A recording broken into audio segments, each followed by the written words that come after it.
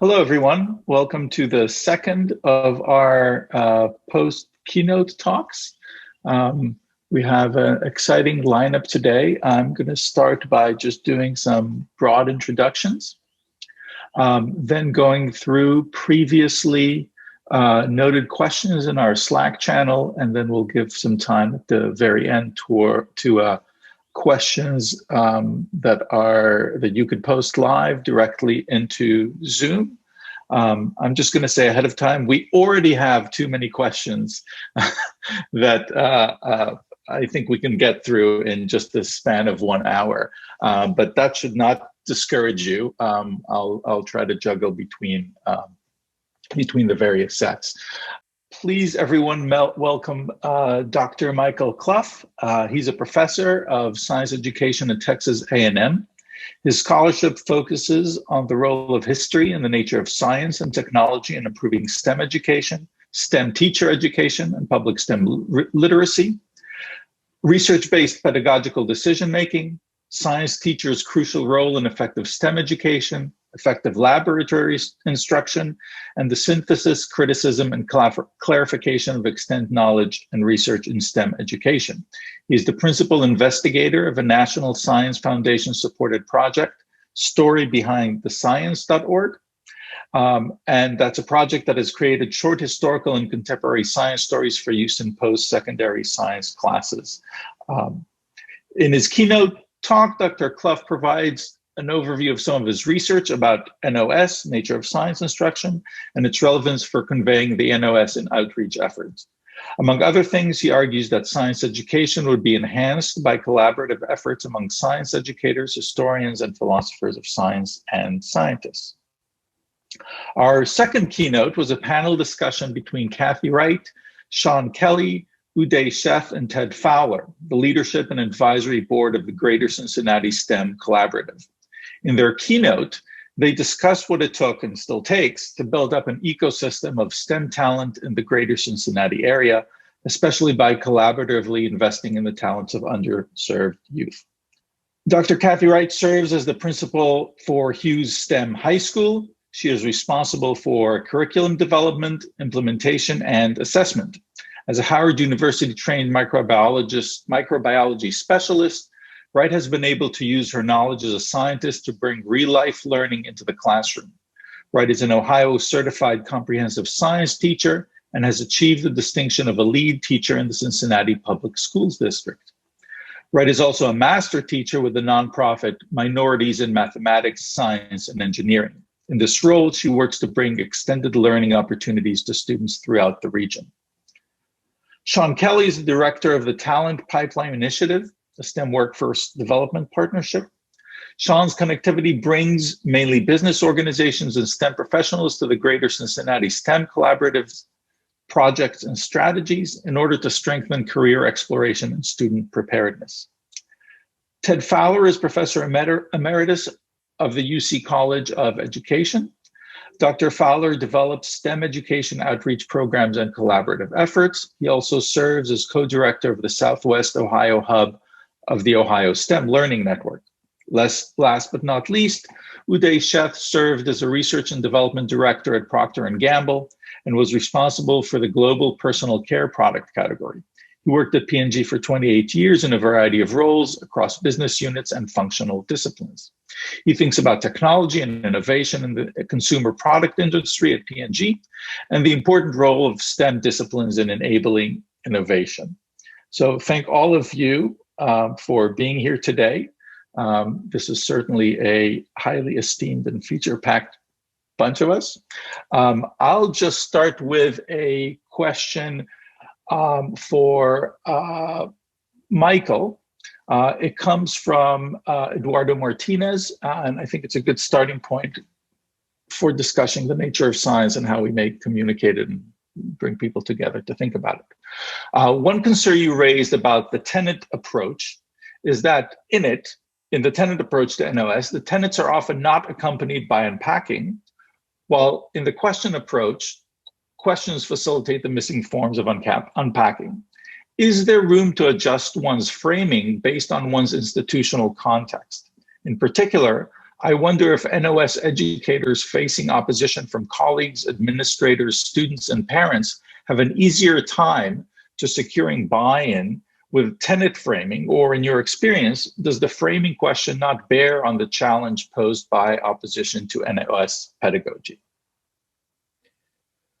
I do think the tenet's approach is seen as more pragmatic by many educators. But unfortunately, that's, I think, one of our problems with schooling in general. And I would argue in other writings I've done, I've started using the phrase schooling rather than education, arguing that there's very little education going on in schools. And the tenets is just quite frankly mirroring that, is we tell students what the end is, and we don't tell them, we don't discuss what we know and how we know it and why we think what we think. And so I think the tenets approach fits very well into the way that schooling is done. It's really an outcome approach, something that can be assessed quite easily. At the same time, again, I want to be very fair to those who do promote tenets, because they're trying to deal with the pragmatic issues in schools. And it has put NOS on the map in science education efforts.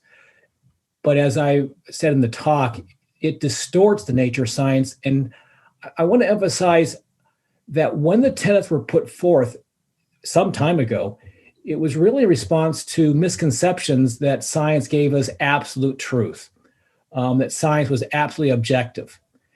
Many of you are probably aware of Stephen Brush's "Should the History of Science Be Rated X" article, and talked about if people really understood how science worked, would they lose faith in it?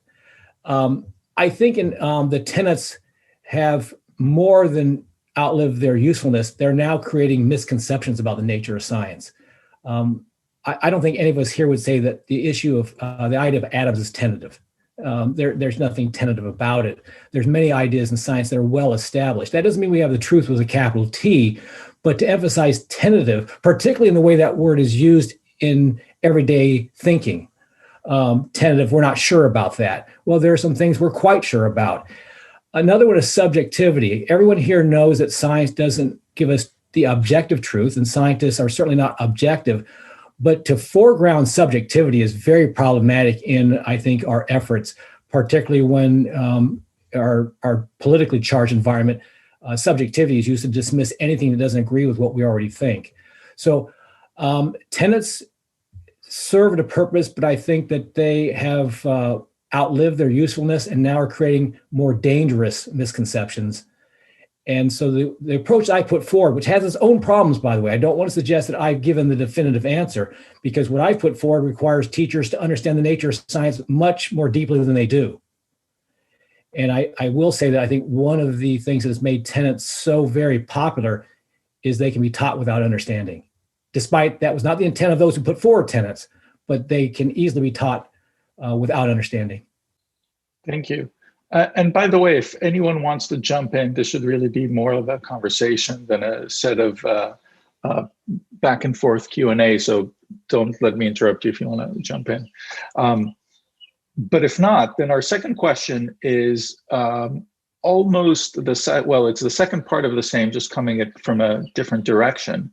And it's for the GCSC representative, but perhaps especially for Kathy Wright, also from Eduardo Martinez. I was really interested to hear about all the different strategies for engaging students, but left me wondering about your experience with students, families, and guardians. Are there particular forms of feedback from families that you have received that have shaped particular programs? Have you encountered situations where students' families took issue with some component of a program? Do you have particular mechanisms for soliciting and encouraging students' families to support participation in the program or spread the word to others in their social networks? Thank you for the question. Hi, everyone. So so parent engagement, student engagement, ways that we check in and survey our parents and our students have been the same for quite some time. We utilize meeting spaces like PTSA to get parent feedback. But we have transitioned over the last, I would say probably last 10 years to really try to get our families engaged in the school's everyday life by getting them on our decision-making committees. So we have parents on our instructional leadership teams, on our local decision-making committees, as well as, like I talked about, the traditional PTSAs. The parents being a part of the decision-making committees have really helped us to get greater buy-in from our community regarding what programming, what pathways, what partnerships we might engage in to make the student experience much more rich and in-depth and more engaging. We also have student representatives who are also a part of those same types of decision-making committees, and they have equal vote and say as the other educators who might be involved in those committees. We also do things like we just implemented this school year something called POSSIP. So it's a way to engage our parents via text around their thoughts and concerns around what's happening in the school. It's been eye-opening. The number of parents we've had about a 10% increase in the number of parent responses since we launched back in August. I think initially, we had very few, maybe 100 parents. Now we're doing probably almost 200, 250 parents who are responding every other week in regards to what's happening in schools and getting their feedback on things that need to shift. So those things have really helped us to better understand the needs of our community from the parents' side and then from the student side as well.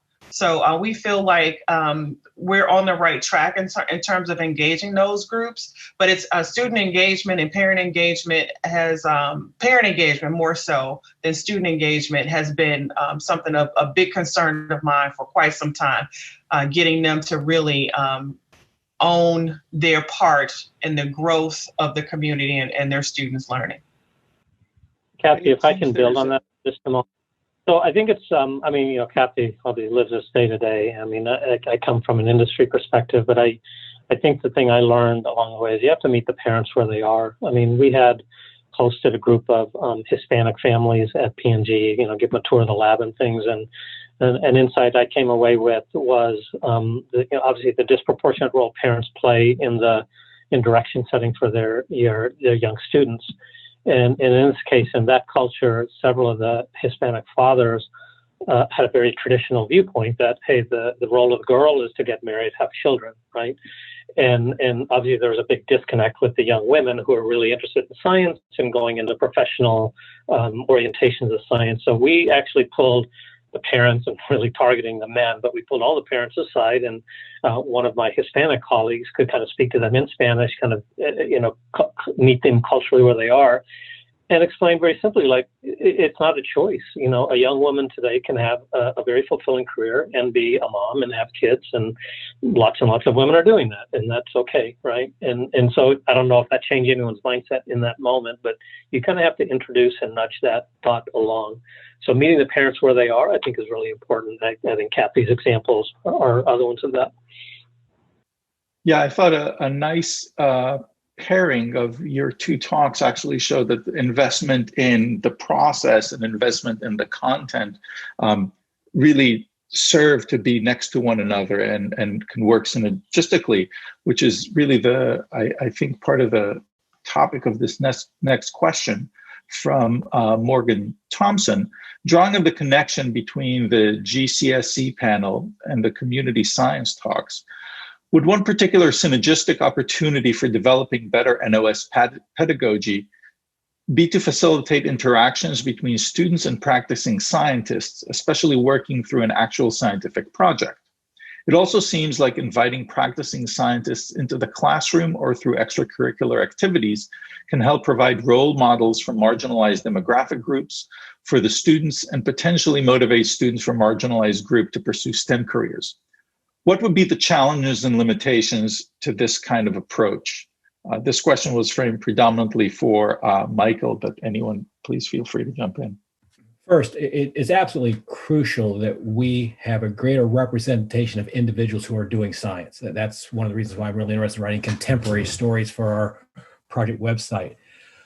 But I have to say that the intuitive idea that having students or teachers, for that matter, take part in research, and that's going to improve their understanding of the nature of science, has been shown not to be the case. And it's counterintuitive, but Einstein's known as, if you know how science works, don't go ask a scientist, go watch the scientist. And we know from research that scientists certainly understand the nature of science better than the public, but scientists themselves have misconceptions about the nature of science because they're not philosophers, they're not historians. They're so immersed in understanding the natural world that very few scientists, certainly Einstein was one, others as well, who stepped back and actually looked at the process of science, Peter Medawar. But most scientists are just immersed in trying to understand the natural world and not really understand what they themselves may be doing. And so when teachers and students have been put in labs, it's not as they don't learn anything, but it really doesn't change their misconceptions unless, and here's the key, when they are put in the labs and then additionally, they are overtly drawn to nature of science issues in the work, then it does have a positive impact on their nature of science understanding. That's why in our project stories, we have those questions that are embedded in the stories that overtly draw readers' attention to the NOS issues in those historical and contemporary situations. Because what the research shows is learners using their prior understandings, which entail a great deal of misconceptions about the nature of science, will either misconstrue or distort what they're experiencing and reading to fit what they already know. This is just a human tendency. It's not just students, it's all of us. All of us bring our prior conceptions to everyday life, and we try to make things fit. And that's the go-to, way we do things. And so again, putting them in research experiences alone will not assist us in the ways we would like. And research has borne that out. That's not just my view. That the empirical study after empirical study has shown that doesn't work. But again, I'll just end this by saying, but when we have tied to that overt discussions that overtly draw the students or teachers' experiences to nature science ideas, then it has been shown to be effective. And that's why in school science experiences, the laboratory is such a powerful place for addressing the nature of science for teachers who know how to overtly draw their students' attention to issues in the history and philosophy of science in those contexts. At UC, for research experiences for teachers in the College of Engineering, these teachers, dozens of them were immersed deeply in some kind of engineering research. But one of the requirements that we had for them was that they had to put together some kind of a unit that they could use with their kids back at their school the following fall or during the year. And to do something to explain all this, what it was that they went through, what it was that they learned from all of this. And by having that extra activity, I think there was a lot more reflection and a lot more clarification and explicit questions coming from the teachers about, is there other things that you all do as you go on through research? And I think it situated the whole thing a lot better. And the key is what you mentioned there, Ted, is it's really making people reflect on the things they're doing and to go beyond the superficial the reflection, but get down to deep reflection of what they're doing, which is another reason why having philosophers, historians of science and technology and engineering, and I have the pleasure of working with philosophers of technology and engineering at Texas A&M as well, that this is a way to make those reflections deeper and to help them see through what are perhaps some initial misconstruals of what they're doing. Do you find that engaging in these sorts of questions has an extra draw for students in particular, that maybe pointing out all the other benefits of engaging with careers in STEM might not have for them, because there's plenty of reasons one might engage in STEM that are not directly related to the nature of science. A good paying job, contribution to societies, et cetera. Do you think this avenue of forcing them or asking them to think about the nature of science has its own special draw?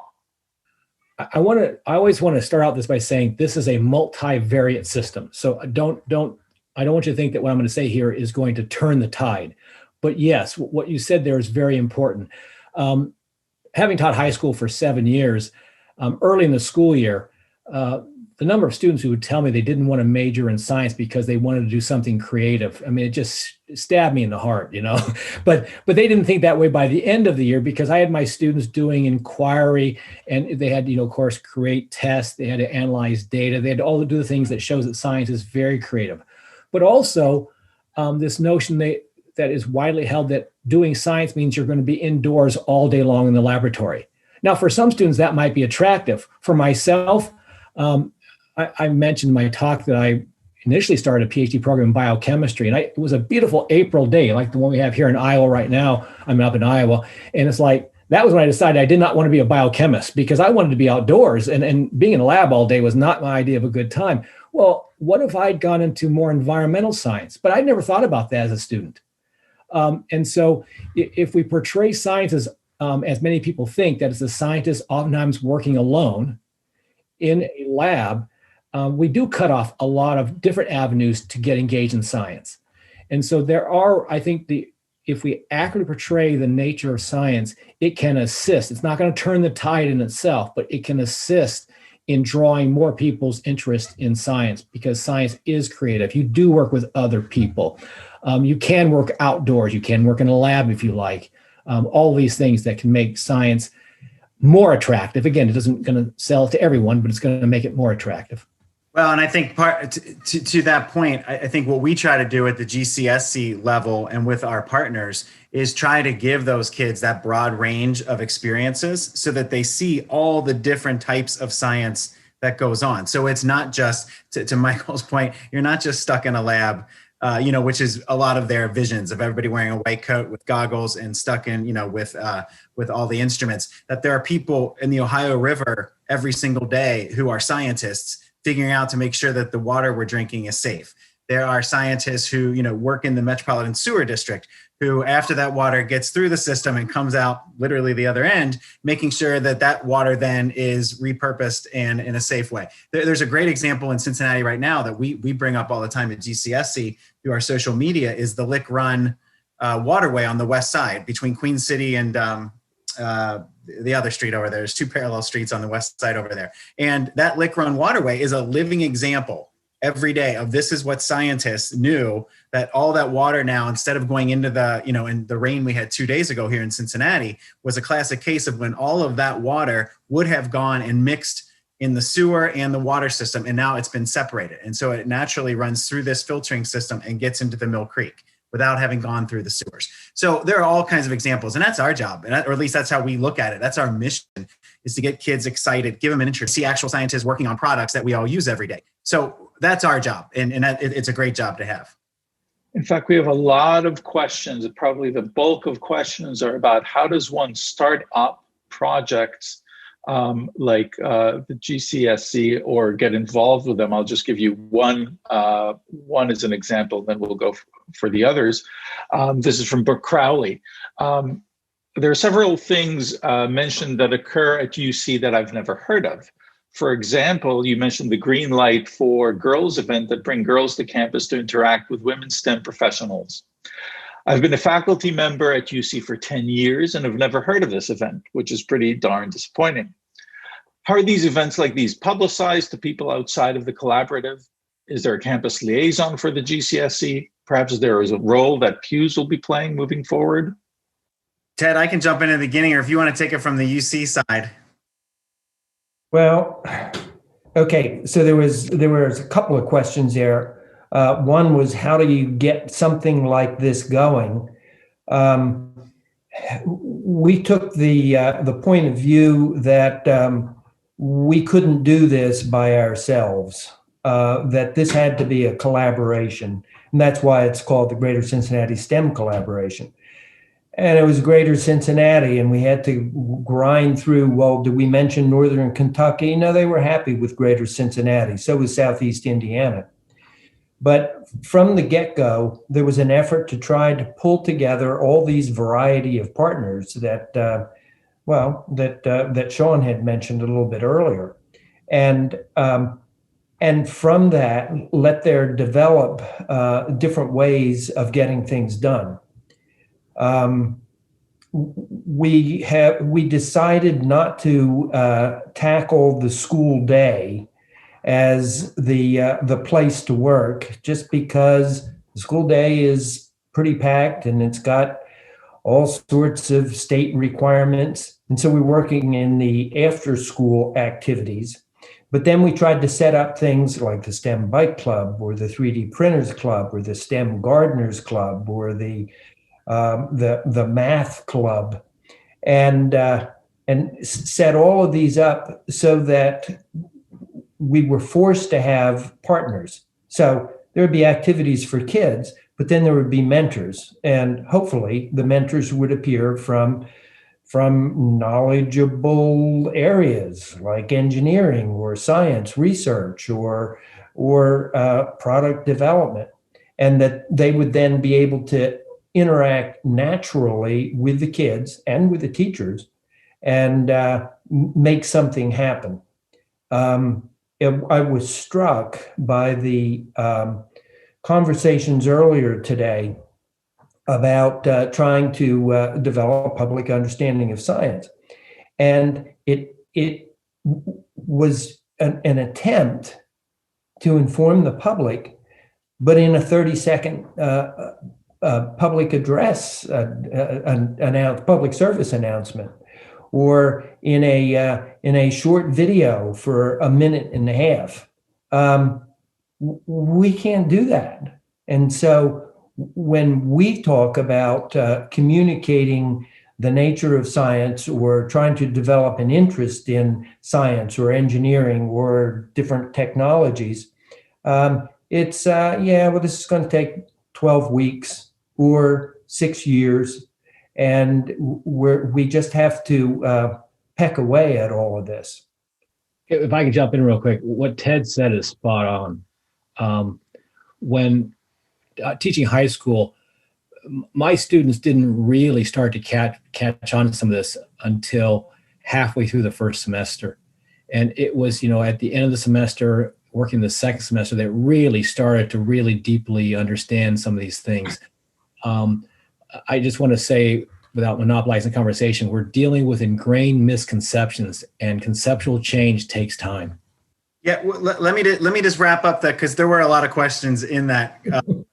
The green light for girls specifically, because I mentioned it earlier. So two of the people, there were a whole team of people, but Uday sitting here on the panel with us today, it actually didn't come from Uday, but it came from his company. It was some women scientists from P&G who got the idea from Belgium. It was the P&G unit in Belgium.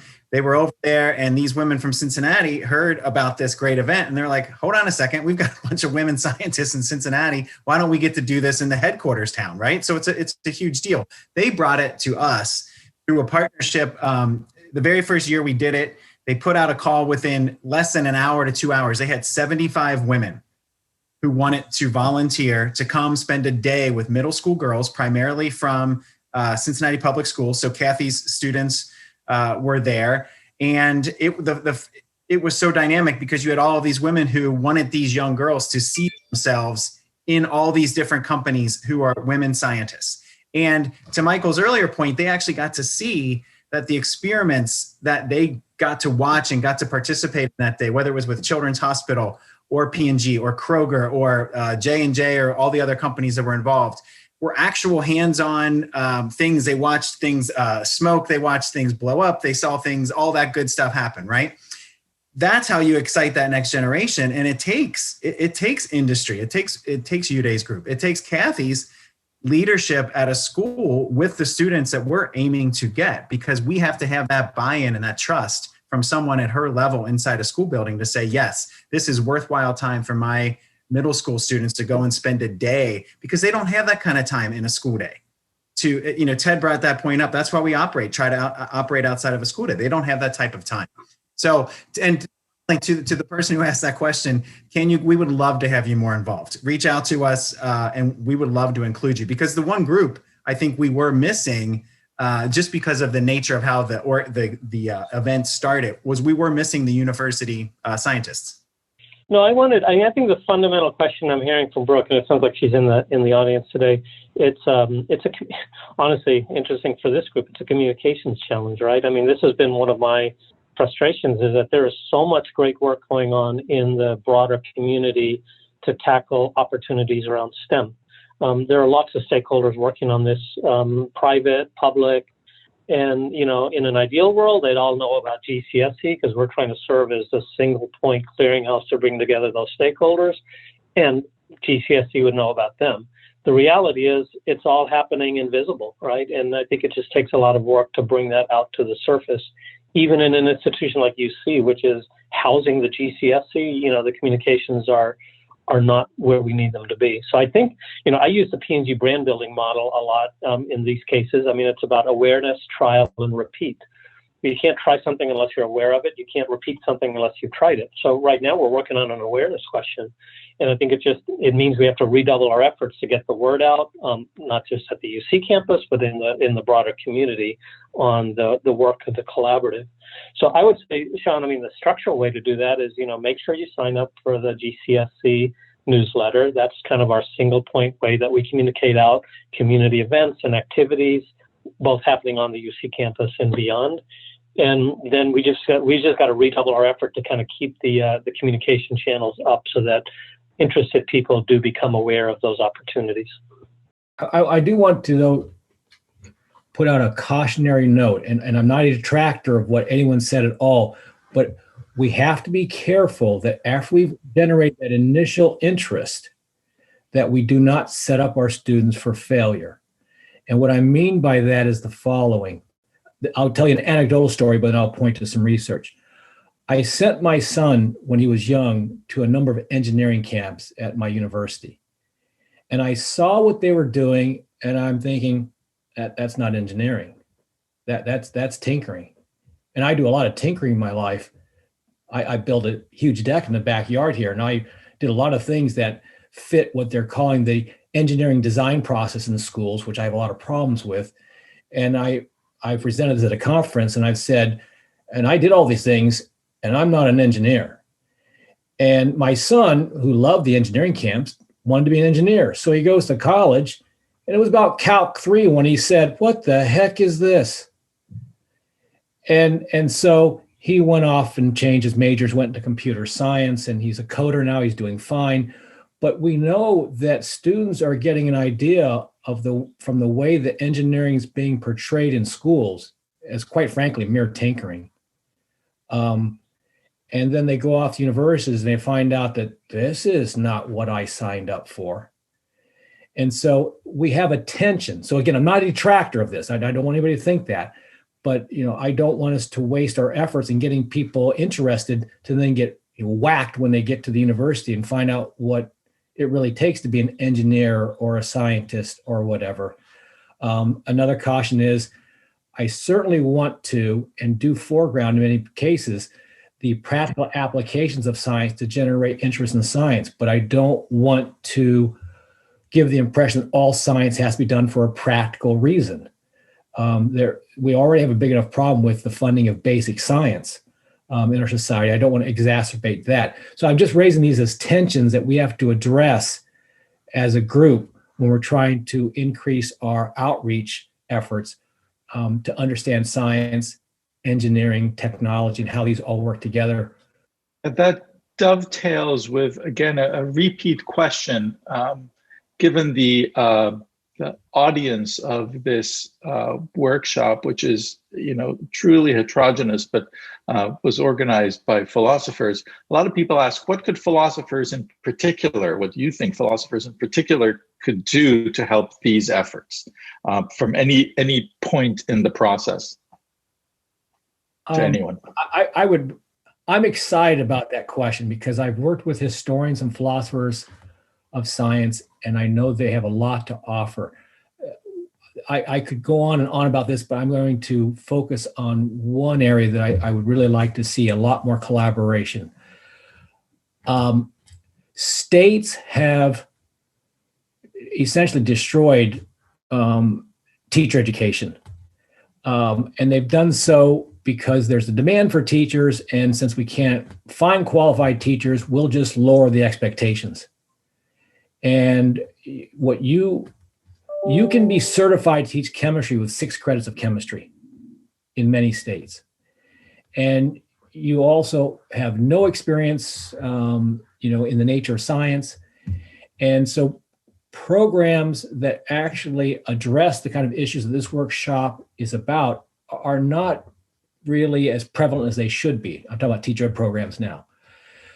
The faculty and teacher ed programs, science teacher education programs, oftentimes have, I will argue, just enough knowledge of the history and nature of science to be dangerous. And yet they do understand kids and schools. And so I see a lot of potential for philosophers and historians of science to work with science teacher educators and engineers at universities, to work with science teacher educators at universities to address the sorts of things that this workshop is all about. I offer a course, I've offered a course ever since I became a faculty member 25 years ago on the nature of science and science education. But that's rare. You could probably count on your 2 hands the number of programs that require that of prospective teachers. And so for those of you who teach philosophy of science, I would love to work with you about how you might create a course on your campus that is not just for prospective science teachers, but for the general population who has no interest in being a philosopher of science. But you have a lot of expertise to offer in this science distrust, misinformation environment that we're in. You have a lot to offer prospective teachers, and working with a science educator on your campus, you can develop a course that would be very useful to both prospective teachers, teachers in the field in your communities, but also to the general population of students at your universities. And that's the same is true with philosophers of technology, engineering, engineers. Working together, we can, I think, create a course that would be very useful to a large audience that would address this workshop. So if I could jump in, I wanted to touch on a point that was made earlier. My bells were going off and I didn't want you guys to hear the afternoon announcements. So that was the delay. Just piggybacking on this whole idea of how we can make the science more meaningful inside of schools, how we can make the greater connections to careers, whether it be engineering or in the health pathway.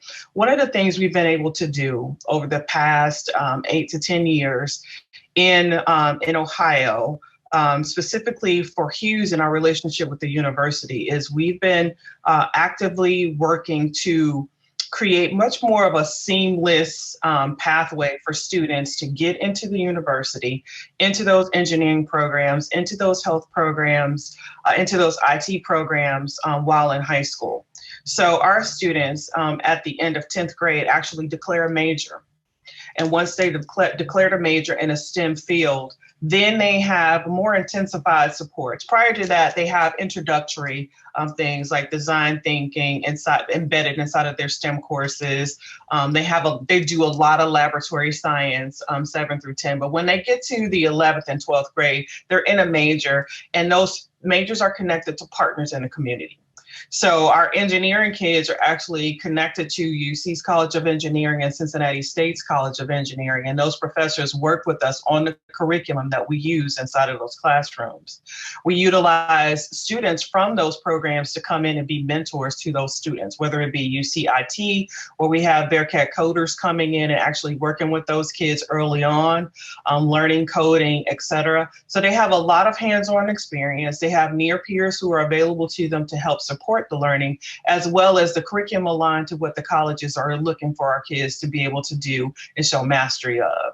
So we have, over the past few years, really kind of broken that old paradigm by making sure that all of those resources help it all to make better sense for kids for what they were going, the career paths that they were choosing. Many of the teachers who are in our career pathways are people who are formerly in those industries. So in career technical education, there are engineers who are teaching the engineering classes. There, in some cases not, but in many cases there are. There are professionals from allied health who are actually supporting the teaching and learning that's going on inside of the classroom. So there's been big movement in that space to get career professionals into the classrooms and actually helping the kids along the way, starting as early again, in my specific case, starting in the 11th grade. And the kids also earn a lot of college credit while they're in high school. So the hope is that what'll happen going forward is that we'll have less of that disconnect to the opportunities inside of STEM for our kids. We'll have more kids who are not only prepared, but they're motivated and they have a belief that they can belong in that space. I think that's a huge piece for students who have historically been underrepresented in the STEM fields, is there has to be a collaborative effort to make sure that they are well received, that the opportunities are equitable, and that the preparation though has to be there. We're not asking for any differences in requirements for getting into programs. What we are asking for is for there to be an intentional decision to be a part of a community the way that GCSC has been, and getting, for all students, regardless of where they are, the communities that they have, that they live in, if they have disabilities, whatever it might be, but that all students, no matter what, can have access to high quality STEM experiences that are being, that are especially local, right? So they can see the science in their backyard, so they can understand, how they might be able to leverage these different partners, whether it's Procter & Gamble or GE, to further their learning experience. So it's been tremendous for us to be able to have a community who has been laser focused on supporting what we're trying to do inside of schools. In Southwest Ohio, there's about 55 different school districts in 4 counties. And it is remarkable when you line these school districts up around economic disadvantage. There's clearly kids that have opportunities and kids that don't have opportunities. And we try to focus on the kids that are traditionally underrepresented in the STEM professions. And to try to, over time, have those conversations that you might have in a family if there's a physician as a parent, or an engineer, or somebody involved in advanced manufacturing. But it takes time, and it takes lots of examples for things to come through with kids. Kathy was talking about an early IT program where kids start taking college courses, but they're freshman and sophomore in high school, and they're able to earn a lot of college credit. Some of the kids are perfectly happy with all of this, and others discover that, coding is just not something that I really want to do. But along the way, there are opportunities for kids to interact with teachers who are experts. It's very difficult to find experts in IT and certified in schools.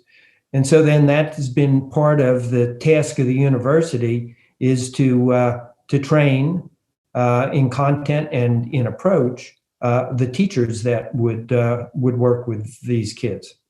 And so hopefully in this process, kids get interested, maybe even inspired to do something and have some kind of a goal in mind, as opposed to, I'm going to graduate from high school maybe, and then I'll decide what I'm going to do. Thank you both. That sounds like a set of great programs. Allow me to make just 2 points about them. It seems that one of the things that, just to tie back to the previous question, that historians and philosophers of science could also do for these efforts in particular is tell the complex history of science in such a way that makes kids not think of Einstein only when they think of scientists, because in fact, there are many examples of scientists that would be motivational in just the sense that we've been discussing. And another point is more of an appeal to all of you, which is that oftentimes in at least our university, but I think this is a bigger problem, we historians and philosophers of science have a hard time convincing people in the sciences that our courses are worthwhile for students. In times of economic hardship, people tend to circle the wagons, and so the physicists want to say, well, all you need to take are the physics courses, and the chemists say all you want to take is the chemistry courses. And there are these institutional barriers for us reaching out to the people who might be interested. And I think actually all of you are exactly the audience that could say something about this. Because of course, when we say something about it, it's in our own self-interest, and so slightly less convincing. My 2 cents. And I want to say that because I that's very important what you said, because I want to take this conversation in a little bit different direction. I certainly value, my son again is a coder now, so I certainly value K-12 schools and STEM education. But I want to point out a serious concern I have about STEM education. One is how science is being marginalized, and it is significantly being marginalized by the STEM education effort. And the other is how everything appears to be directed towards job prep. And we have, as you all know, a horrible disinformation, misinformation issue in society. And so history and nature of science, if it's done well in K through 12, and at universities as well, can play a very important role in helping people understand how to deal with this onslaught of information and to better assess. Again, it's a multivariate system. Ideology, as we know, is very crucial. But I want us to remember that most of our students, even if we're successful at attracting many into STEM disciplines, most of them are not going to be STEM people. And so how do we leverage, and I think we can, history and philosophy of science to better educate, and I use educate in that word very specifically, educate people to deal with this very just horrible misinformation, disinformation climate that we're in. Okay, John, I'm going to ask you to react to that, since one of the groups that you work intensely with are a bunch of employers around the Cincinnati area and workforce. And I'm sorry, I felt like I froze for a second. Did you say my name? Yes, I said your name. I heard workforce, and then I thought, I bet he said my name, but everyone froze for a second. Yeah, no, and Michael, I hear you. And we've actually had those discussions. I will tell you that the challenge from the world where I come from, which is more on workforce development, and which is on the development and the continuing, to ensure that our region here continues to thrive as it has, is to make sure that I know Uday gets sick of me mentioning it, but so I'll start with a different one, is that the GE Aviations and all these other companies that, have to have STEM folks ready to go, ready to work to fill those jobs. And I totally agree, Michael, that, it's always this battle. And we just had this conversation this week versus a guy who got in trouble for saying everyone has to go to college. And another group says, you don't have to go to college. Look at these people who have all done successful things. I mean, then you get into the whole philosophy is what is success? What is your definition of success? What is your family history's definition of success? All those things. The students that, at least how I've always come at this work from my angle is that the students that I'm interested in working with, yes, can we build a love of science just for pure science? We should, absolutely. Unfortunately, the bulk of the environments in which we're working, in which we are hoping to prepare those young people for life beyond the 12th grade, it has to be a combination of both. It has to be the practical of, well, listen, you have to master Algebra 1. If you don't get Algebra 1, doors start closing very quickly. And so there are some very practical parts that we have to do. And to your point of the watering down, I was at a very large construction company earlier this week talking to them about construction math and how they actually have gotten to a point, and if you talk to an advanced manufacturer, they'll tell you the same thing, no matter what level they are, how they've had to kind of water down their classifications on these careers, because the people that are, this is a horrible term, but the people who are left for them to hire do not have the math skills to fill these jobs. And whether it's, there's a chemical company here nearby that can't find the talent that they need. There are so many of those companies, and these are good jobs. These are jobs that can lift entire families out of poverty. And so there is a struggle, and I hear you, Michael, I do. And it's that constant battle of, can't we do both? And can we try to do both as the best that we can to do both of them? And I agree with you. It's not an either or. I just don't want to forget this other group, because let me tell you what I've dealt with over the years. And while this may appear anecdotal, there is, again, evidence to support this. I'm working with a pre-service teacher. She or he has a bachelor's degree in their content area. They're working on a master's degree in education to become a teacher. And because I build relationships with my students, they feel very comfortable telling me what they really think. And they're in my office telling me how they don't buy biological evolution. Look at the transcript. They got an A in the class. I've had people tell me they think the Earth's 6,000 years old. They got an A in evolution. I've had climate change deniers. Their grades are wonderful. Their misunderstanding of the nature of science. And again, I don't want to imply that's the only thing, because it's a multivariate system. I keep going back to that because political ideology, we know, matters a great deal. But I'm very concerned, as I know all of us are, that we have to prepare people for the workforce. And I see that as tied to a scientific literate society.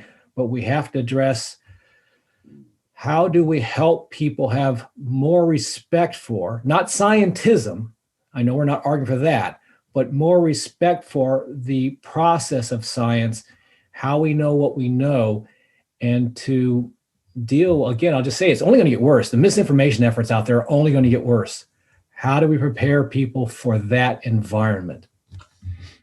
I don't know how we prepare them, but what I'll tell you has been my experience in a lot of the K-6 world, the K-8 world. There's been an emphasis on ELA and mathematics, and science has been a sideshow. It hasn't been intentionally integrated into anything, any of the reading that they might do. Math hasn't brought in science problems to solve inside of that. So science ends up being the thing that the teacher does on a Friday. That's been changing for a few years, but I'm telling you, historically, that's how, many people who've gone up through a K-12 education have experienced science as well, right? It's kind of a one-off.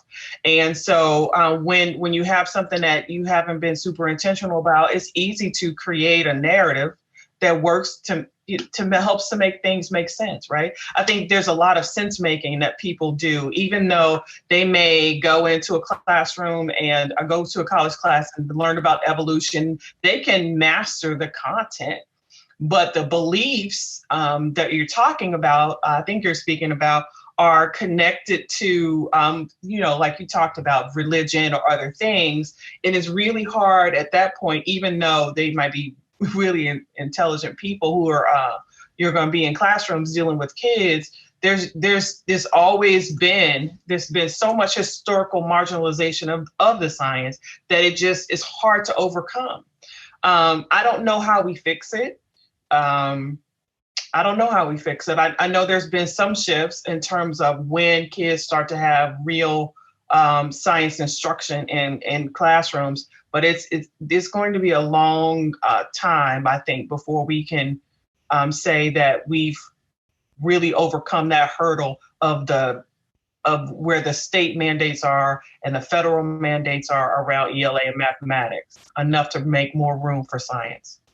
And again, I realize we're going to run out of time here, so I'll just say that I would like to continue this dialogue with any of you that would like to continue it, because I taught high school science for 7 years, and I foregrounded the history, nature, of science in my teaching alongside the content.